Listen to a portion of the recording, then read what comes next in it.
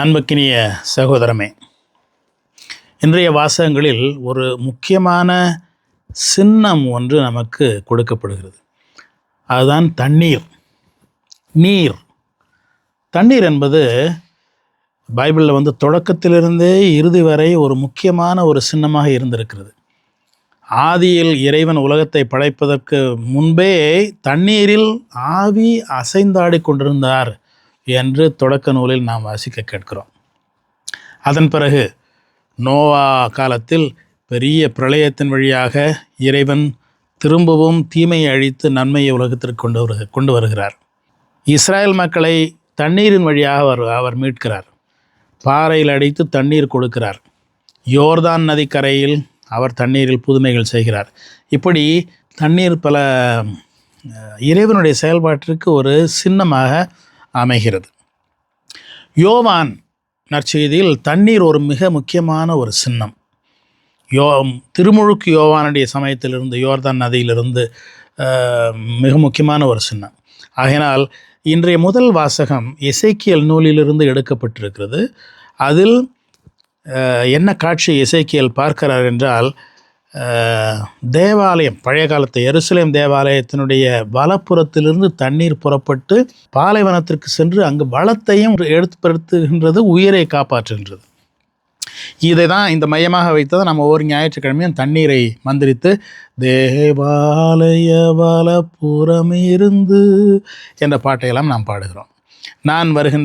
நான் இருக்கின்ற ஒரு பங்கில் மக்களுக்கு தண்ணீர் என்றால் மிகவும் மிகவும் அதிகமான மகிழ்ச்சி.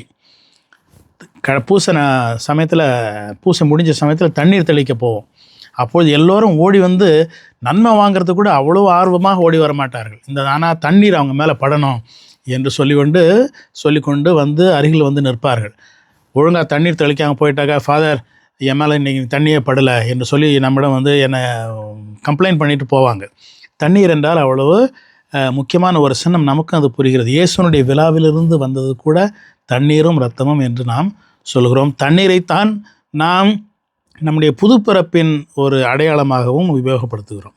ஆகினால் தண்ணீர் என்று இந்த சாதாரண ஒரு பொருள் இறைவனுடைய சின்னமாக, இறைவனுடைய அருளின் சின்னமாக நம்முடைய வாழ்க்கையில் திகழ்கிறது.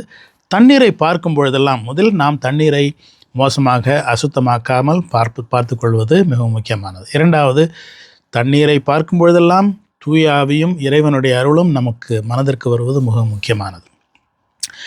நற்செய்தியில் ஒரு புதுமையை இன்று இயேசு சொல்கிறார். அந்த புதுமையை வாசிக்கும் பொழுது எனக்கு அந்த ஆசாமியை பற்றி ஒரு சந்தேகம்.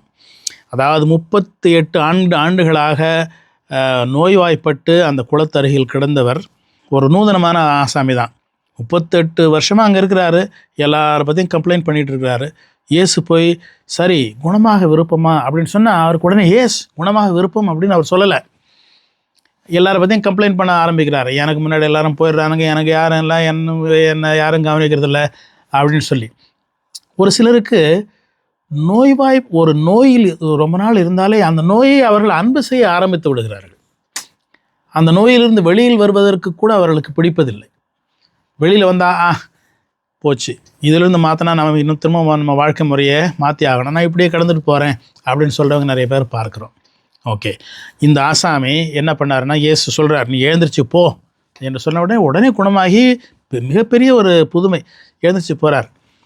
பரிசேயர்கள் கேட்குறாங்க, நீ இன்றைக்கி எப்படி பாயை தூக்கிட்டு நடக்கலாம், இன்றைக்கி இந்த ஓய்வு நாள் இந்த வேலை செய்யக்கூடாது, யார் ஒன்று தூக்கிட்டு போக சொன்னது அப்படிங்கிறப்போ அவருக்கு யார் நம்மளை தூக்கிட்டு போக சொன்னார் அப்படிங்கிறது கூட அவருக்கு தெரியல, ஞாபகம் இல்லை அப்படிங்கிற மாதிரி பேசுகிறார்.